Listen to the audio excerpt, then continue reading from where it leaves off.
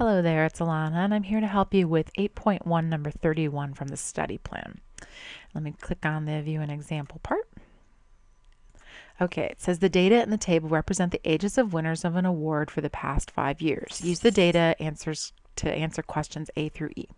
Cool? All right, so I'm going to go over here. Actually, I'm going to click over here because you won't be able to see what I pick otherwise. And I'm going to copy table to the clipboard. I just prefer to work in Excel for manipulating. I love StatCrunch, don't get me wrong, but I don't like actually using it for labeling and manipulating my columns and stuff like that. And as you can see, I already did this video once, but it kind of got eaten. So anyway, here's my data right here. And then the mean, and then I typed equals average of those cells, just like we've done many times since chapter 3, and there we go. Average is a terrible word, I know. People that wrote this program are not statisticians, let's put it that way. All right, so there's our answer for part A right there. I'll just label it part A. Cool.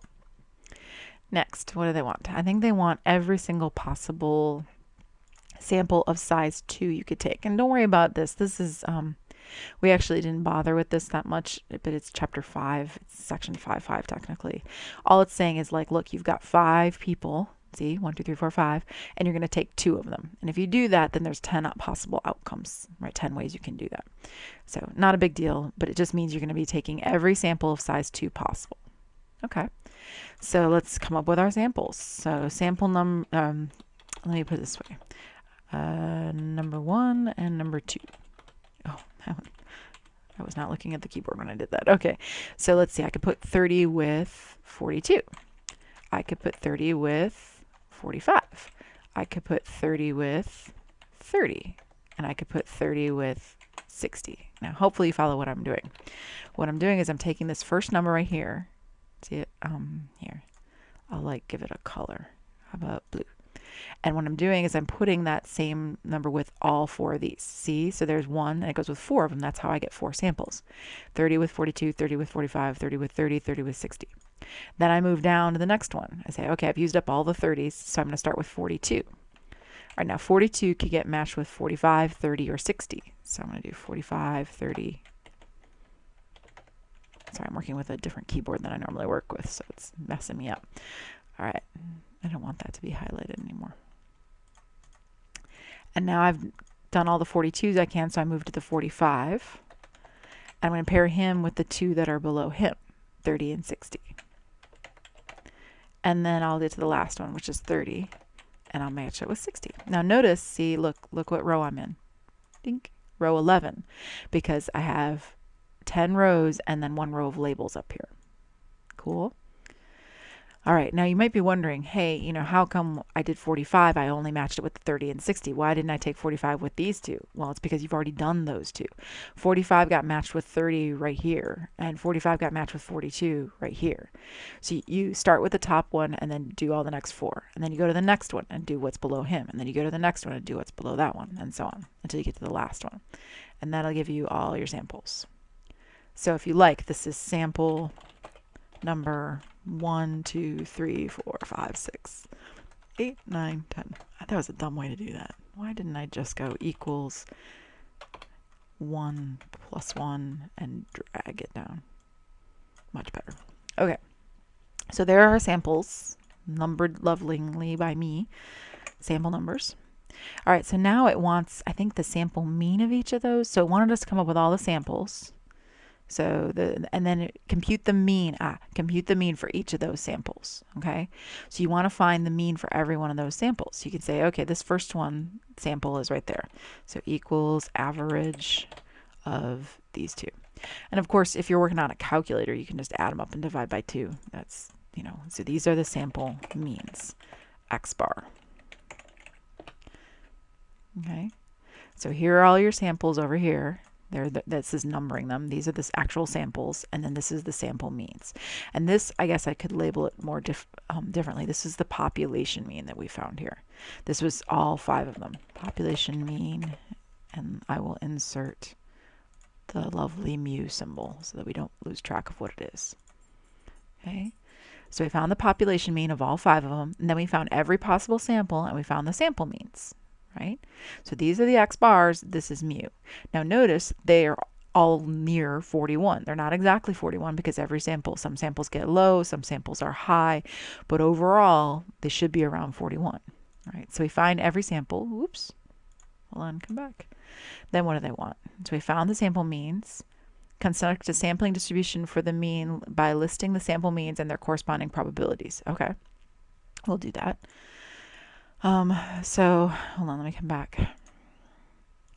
Okay, so let's make a distribution of sample means. So sample means. All right, so let's see, what's the lowest? You know what I'm going to do here? I'm going to paste it. I'm going to rearrange it. Data, sort. Oh, that didn't work. Hold on. Click on the whole column. Oh, it does not like 30.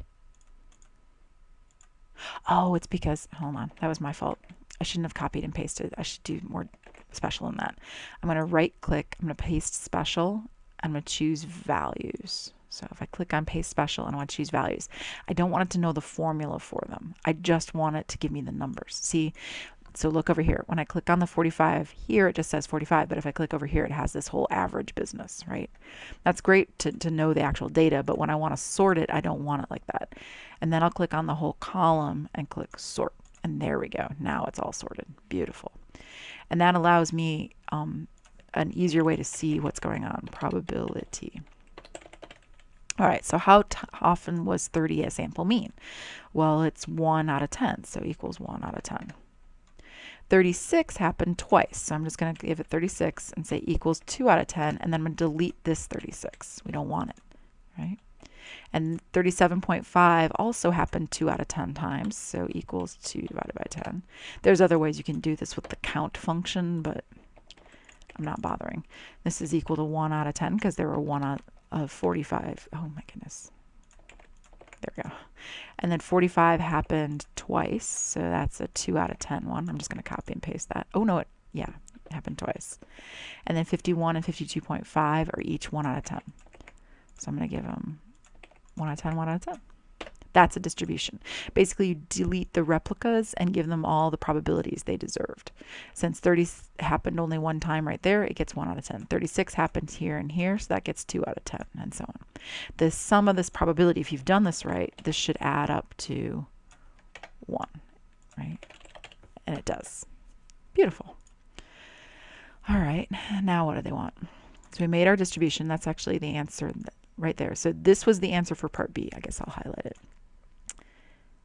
Oh, come here. There. So that was part B. And then this whole table that we just made here is the answer for part C. I'm going to make it blue. All right, now what else? They wanted that. See, that's the same table we just made, all that good stuff.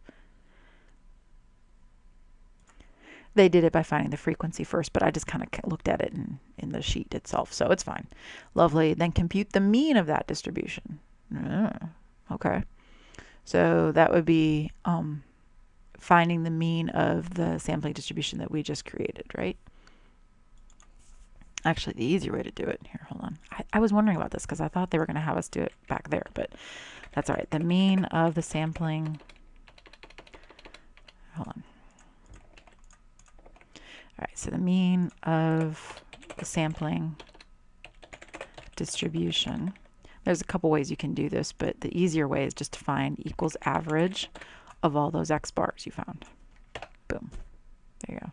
And I'll give it a different color because it's really all the same together. There we go. Ooh, it's a terrible color combo, but you know, hey, that's what we get. Awesome. Okay, so that's the mean and sampling distribution. It's literally the average of these. You could also find it by doing the sum product of this lovely guy. It's the weighted mean thing that we learned how to do in chapter 3. So you could do it by equals sum product of this column, comma, this column. See, there you go. So that's also the mean of the sampling distributions. So whichever way you want to find it, it'll work, right?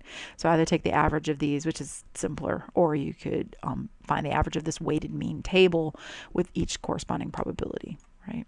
So again, that we learned that in 6.1 and we learned it in 3.3, and that's now the third time we've seen that. All right, and then what do they want? We've done part E. Oh, no, we did part D, compute the mean.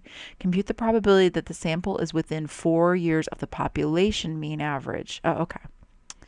So, oh, I keep doing that. Sorry about that. All right, so remember that the population mean is 41.4, and they said within 4 years. So let's think about what that means. Within 4 years would be, there's a low number and there's a high number, right?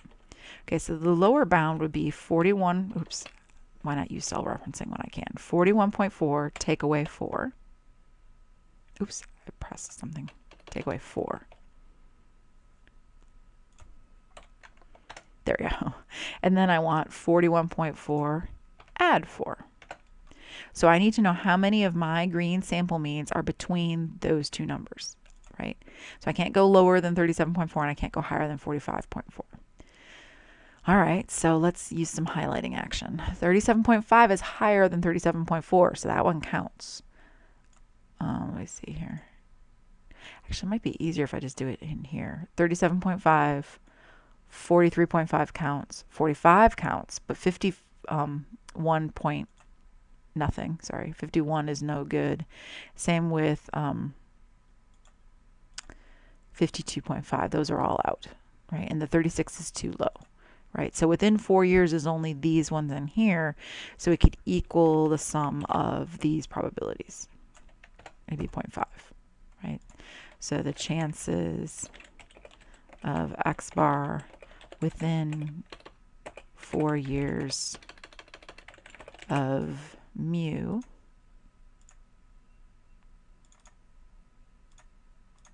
is 0.5.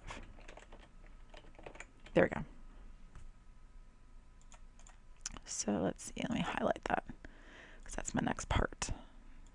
I'm running out of colors here. How about weird peach color? Ugh, that's just so terrible. I can't do it. There, rose colored. Alrighty, so that's one way you could have done it, right? So you kind of look over here and see, you know, hey, those are the ones that do it. You could also look in here. I'll do them in peach as well. So that one counts because it's between 37 point whatever and 30. 30 doesn't count. 45 and 43.5 both count. So I give them peach. 36 is too low. 51 is too high. 37.5 does count because it's higher than 37.4. And 45 counts, right? You can see that's 1, 2, 3, 4, 5 cells that I added up. 5 divided by 10 is 0.5. So that's another way you can do it. Right. And there's other ways with Excel. You can make it do like if statements and junk like that, but we're not going to bother with anything that complicated. All right, so that was part E, I believe. And this was part D right here, which I was surprised about. And then this entire business up here, this whole blue table here, that's C, right? I'm not going to recolor it though because I like the fact that the middle part is colored the way I want. And this part right here is part B, this green stuff.